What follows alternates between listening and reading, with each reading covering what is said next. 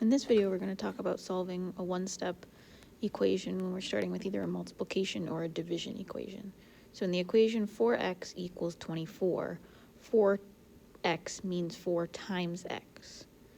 So to undo 4 times x, we're going to divide by 4, because division is the inverse operation of multiplication. So to start out, I'm going to draw that line down that equal sign. That's optional. It's just to show the two sides of the equation to help you out.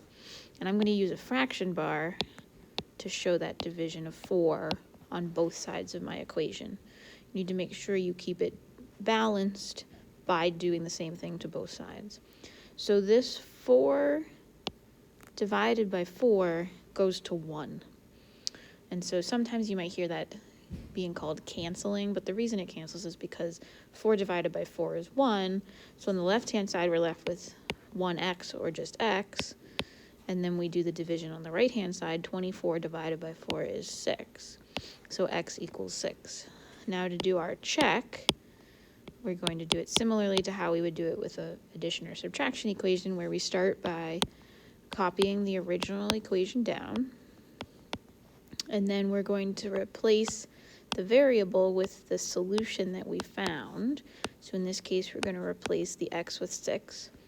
And then we're going to check our multiplication, see if it is correct. So 4 times 6 is 24. And 24 equals 24. So our solution was correct. So in the equation 4x equals 24, x is equal to 6. The next equation we're going to do is starting out as a division problem. So if we have a fraction bar like this, this means division. So we're doing y divided by 5 equals 20. So to undo divided by 5, we want to multiply by 5. So what I'm going to do is I'm going to multiply the left-hand side by 5 over 1, because that's equivalent to 5. And it helps us to see with this fraction that this 5 and this 5 go to 1, because we have a 5 on the top of a fraction, 5 on the bottom. 5 divided by 5 is 1. So if we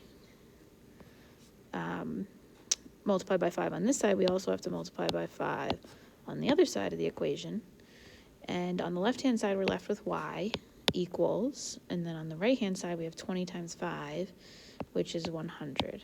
So y equals 100 would be our supposed solution. So then what we're going to do is we're going to do our check to make sure that we have the correct answer. So we copy the original problem down. We replace the y with 100 because that's the solution we got.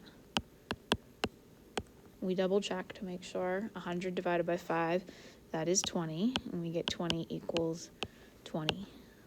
So our check proves that our answer is y equals 100. So that's how you solve a multiplication or a division equation.